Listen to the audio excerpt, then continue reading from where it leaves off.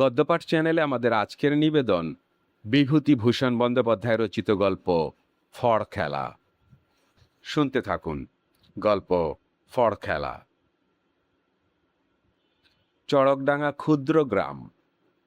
পৌষ সংক্রান্তি উপলক্ষে বড় মেলা হয়। অনাদিবাবু সেকেলের বনেদি জমিদার, কাম্পসহাটির বিখ্যাত জমিদার বংশের ছেলে। বর্তমানে অবশ্য সে প্রাচীন গৌরবের কিছুই অবশিষ্ট নেই। বহু শরিকে জমিদারি ভাগ হয়ে গিয়েছে। কোনো রকমে ঠাট বজায় রেখে সংসার চলে। অনাদিবাবু প্রথম যৌবনে ফুর্তি করতে গিয়ে অন্তত 1025 টাকা উড়িয়ে দিয়েছেন। বর্তমানেও একটি রক্ষিতার পেছনে এই দুরবস্থার মধ্যেও মাসে 30টি টাকা দিতে হয়। লেখাপড়া বিশেষ কিছু জানেন না। বড়লোকের ছেলে, ফুর্তিটাই চিরকাল বুঝে এসেছেন। আজকাল অর্থের অভাবে অন্য সব ছেড়ে দিয়ে আফিং ধরতে বাধ্য হয়েছেন। অনাদিবাবু সম্প্রতি চড়কডাঙ্গার মুখুজ্জ বাড়ি এসেছেন বেড়াতে। হরিচরণ মুখুজ্জের তিনি হলেন দূর সম্পর্কে ভগ্নিপতি। পৌষ সংক্রান্তির মেলা তখন বসেছে। একদিন অনাদিবাবু মেলায় বেড়াতে গেলেন বিকেলে। একটি অশ্বত্থতলায় অনেক লোক ভিড় করেছে দেখে ডিঙি মেরে উঁকি দিয়ে দেখলেন ভিড়ের কেন্দ্রস্থলে ফড়গুটির জুয়া খেলা চলছে। একটা বাটিতে হাড়ের ছোট্ট গুটি, তার গায়ে 1 ফোঁটা থেকে 6 ফোঁটা পর্যন্ত খোদাই করা, ঘুরিয়ে দেওয়া হয়। আর সামনের একটা কাপড়েও ওই রকম একটা ফোঁটা থেকে 6 ফোঁটার ঘর আঁকা আছে। টাকা পয়সা যে ঘরে ইচ্ছে রাখো। গুটি ঘুরিয়ে জোর মালিক একটি বাটি চাপা দেবে। তারপর গুটি আপনা আপনি থেমে যখন পড়ে যাবে, তখন ঢাকা খুলে যদি দেখা যায় যে চিহ্নটি পড়েছে সেই দাগে অমুক অমুকের টাকা আছে, তবে তাদের টাকার 4 গুণ ফেরত দেওয়া হবে। এই হলো মোটামুটি খেলার ব্যাপারটা, পাশার সংক্ষিপ্ত সংস্করণ। অনাদিবাবু দাঁড়িয়ে দাঁড়িয়ে অনেকক্ষণ দেখলেন খেলাটা। অনেক নিরীহ চাষা, গ্রাম্য লোক, এমনকি বালকেরা পর্যন্ত খেলে পকেটে বা প্যাঁকে যা কিছু এনেছে সব খুইয়ে চলে যাচ্ছে। জিততে বড় একটা কাউকে দেখলেন না। একবার যদি বা জেতে, তবে পরের কবার উপরি উপরি হারে। সিকি, দোয়ানি, পয়সা ও টাকা জুয়ারির সামনে ক্রমেই উঁচু হয়ে উঠেছে। অনাদিবাবু দাঁড়িয়ে দেখে দেখে বললেন, হ্যাঁ হে বাপু, আমি খেলতে পারি? জুয়ারি অনাদিবাবুর বেশভূষা দেখে মোটা শিকার ঠাউরে সসম্ভ্রমে বললেন, আজ্ঞে হ্যাঁ, অনায়াসে। খেলুন না বাবু, খেলুন। অনাদিবাবু পকেট থেকে একটা টাকা বের করে 2 ফোঁটা আঁকা ঘরে ফেলে দেন। লোকটা বলে, বাবু কোন ঘরে? দূরি। তিরি? বলছি দূরি, তুমি বলছো তিরি। থাক ওখানে। ঢাকনি তুলে দেখা গেল দড়ির দান। ফরগুটির গায়ের 2 ফোঁটা আঁকা অংশটা উপরেই। জুয়ারির মুখ আর ততটা উজ্জ্বল রইল না। 4টি টাকা অনাদিবাবুর দিকে এগিয়ে দিয়ে কাষ্ঠ হাসি হেসে বললে, হে হে, বাবু জিতলেন। হ্যাঁ, তা তো জিতলাম। আরো কিছুক্ষণ কেটে গেল। অনাদিবাবু আর খেলছেন না দেখে জুয়ারি বললে, খেলুন বাবু। অর্থাৎ 4টি টাকা জিতে পালিয়ে না যান। আবার খেললেই ও কোটি টাকা জিতে তো নেবেই, বরং আরও। খেলুন বাবু। অনাদিবাবু মৃদু হেসে বললেন, না বাপু, আর খেলছি নে, তোমরা খেলো। না, খেলুন খেলুন। বেশ, খেলি তবে। এই 4টি টাকা ওই পুঞ্জুরিতে ফেল। দান পড়ল পুঞ্জুরিতেই। 16 টাকা আর ওই 4 টাকা, 20 টাকা জিতলেন অনাদিবাবু। জুয়ারির কাষ্ঠহাসি কাষ্ঠতর হয়ে উঠেছে। সে টাকা কটা এগিয়ে দিয়ে বললেন, নিন বাবু, হে হে, জিতলেন এবারও। 2-3 দান কেটে গেল, খেলছেন না আর অনাদিবাবু। জুয়ারি বললেন, বাবু খেলবেন না? খেলুন। অনাদিবাবু বললেন, একটা সিগারেট ধরিয়ে, আবার খেলবো? খেলবেন না কেন? খেলুন। আচ্ছা, এই 50 টাকা ওই ছক্কার ঘরে রাখো। দান পড়ার শব্দ হলো বাটির ঢাকনির মধ্যে। ঢাকনি উঠানো হলো। ছক্কার ঘরের দান। 250 টাকার নোট গুনে গুনে জুয়ারি দেয় অনাদিবাবুর হাতে। হাসি? না, তার মুখে হাসি আর নেই। যারা খেলছিল, পাড়াগাঁয়ের চাষাভুষো গেঁয়ো লোক, এত টাকা একসঙ্গে বাজি ফেলা বা জেতা তারা দেখেনি। একটা লোক এরকম জিততে পারে তাও তাদের কোনো ধারণা নেই। তারা বিস্ময়ে হাঁ করে চেয়ে রইল অনাদিবাবুর দিকে। জুয়ারি বললে, বাবু খেলুন। আবার খেলবো? হ্যাঁ, খেলুন না। অনাদিবাবু কিছুক্ষণ পরে 250 টাকার বান্ডিলটা পুনরায় ছক্কার ঘরে রেখে দিলেন। তখন অন্য সব লোকের শিকি দোয়ানির খেলা বন্ধ হয়ে গিয়েছে। সবাই হাঁ করে চেয়ে আছে অনাদিবাবুর দিকে। জুয়ারি বললে, 250ই ফেলবেন বাবু? হ্যাঁ।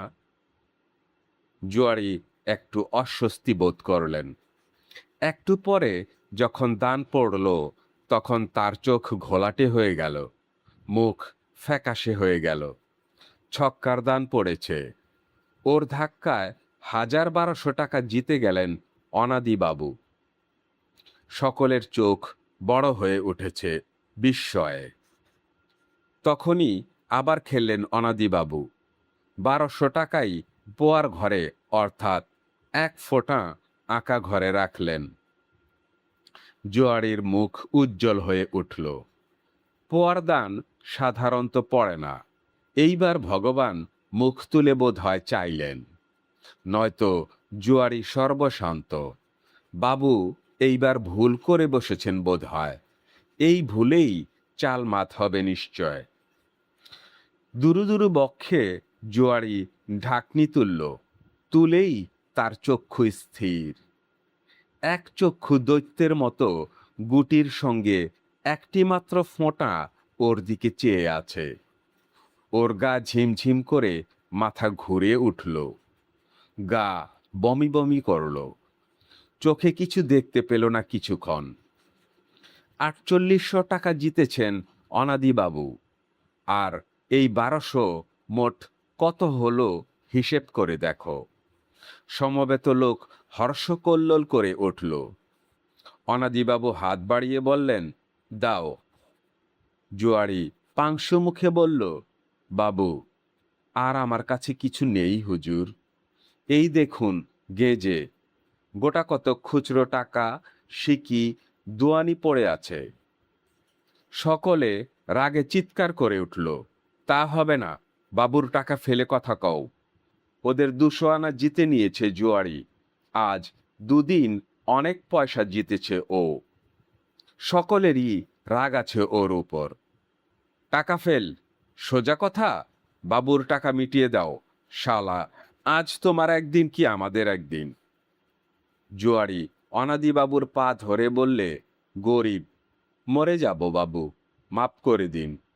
20-30 টাকার রেজগি পড়ে আছে, মরে যাব বাবু। হাজারিটেরা 2 দিনে 1.5 টাকা হেরে গিয়েছিল।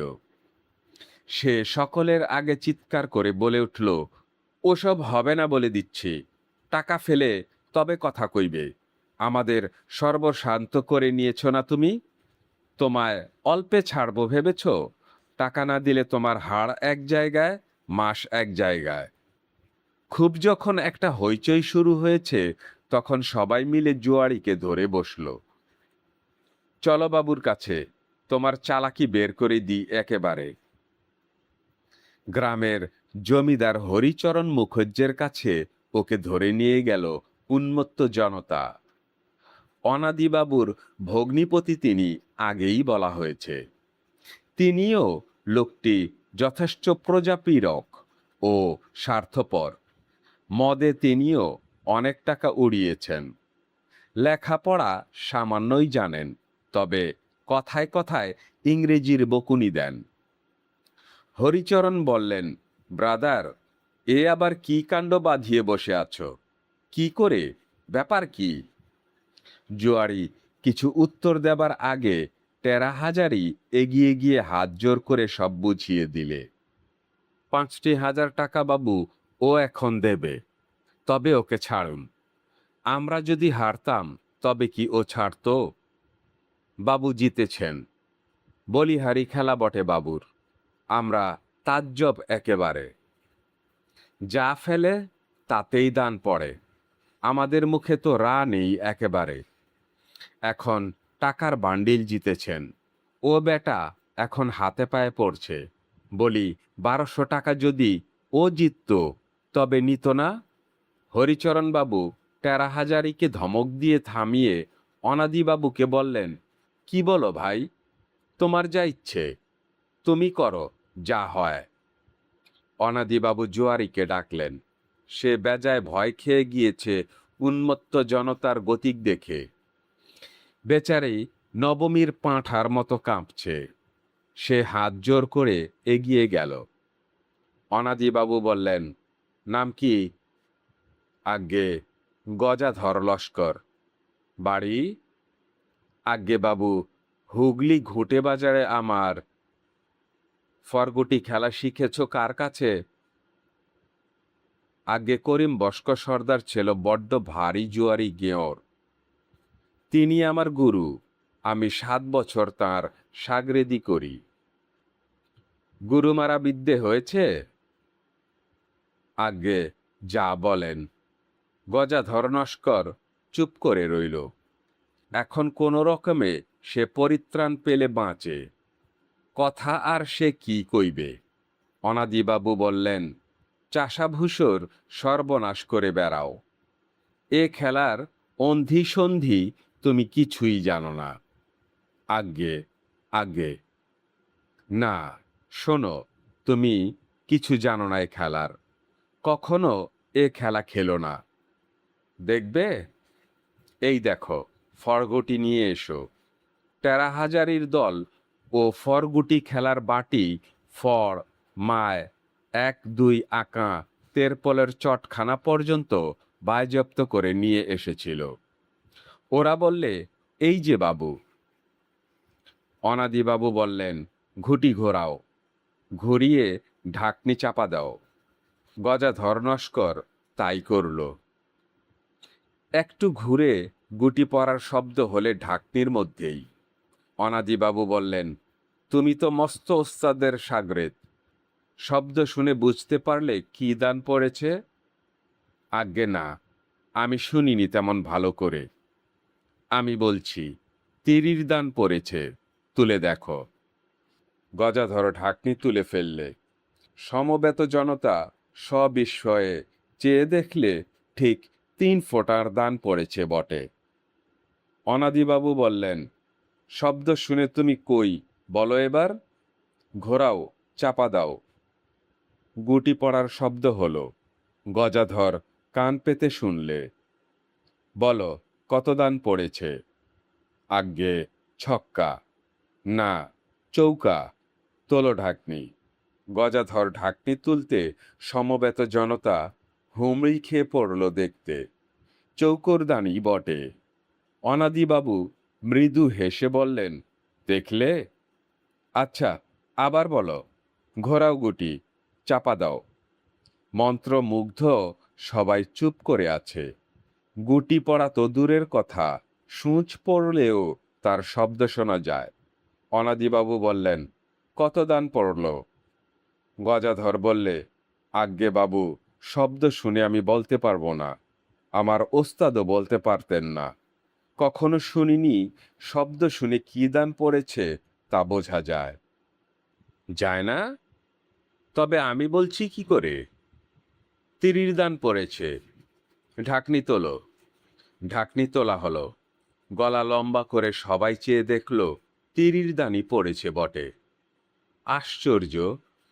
গজাধর নস্কর হাত বাড়িয়ে অনাদিবাবুর পায়ের ধুলো নিয়ে বললে, আপনি বাবু বড় ওস্তাদ, মাপ করুন, আপনার সঙ্গে খেলার জন্যে আপনার পায়ের ধুলোর যোগ্যী নই।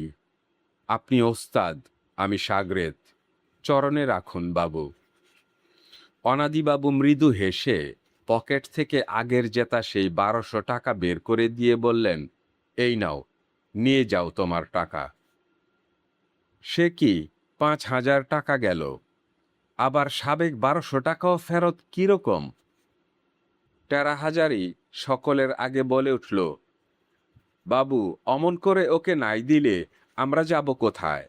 ও বেটা একদিন অনেকের সর্বশান্ত করেছে। গজাধর তাচ্ছিল্যের সঙ্গে বললে, আরে সর্বশান্ত করবে কি করে?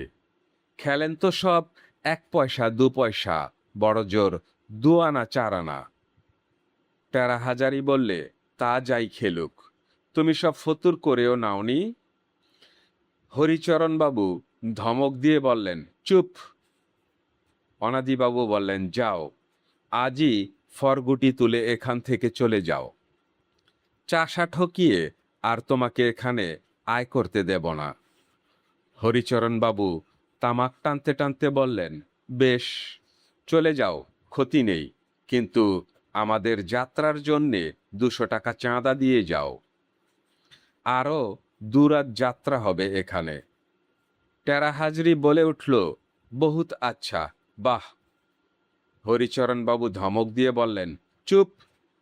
পরে গজাধরের দিকে হাত বাড়িয়ে বললেন, দাও 200 টাকা। গজাধর টাকা গুনে দিয়ে বাবুদের পায়ের ধুলো নিয়ে ফরগুটি বগলে করে প্রস্থান করল। প্রিয় শ্রোতা, এই ছিল আমাদের আজকের গল্প। পরবর্তী গল্প নিয়ে আসছি শীঘ্রই। ততদিন ভালো থাকবেন, সুস্থ থাকবেন। খোদা হাফেজ।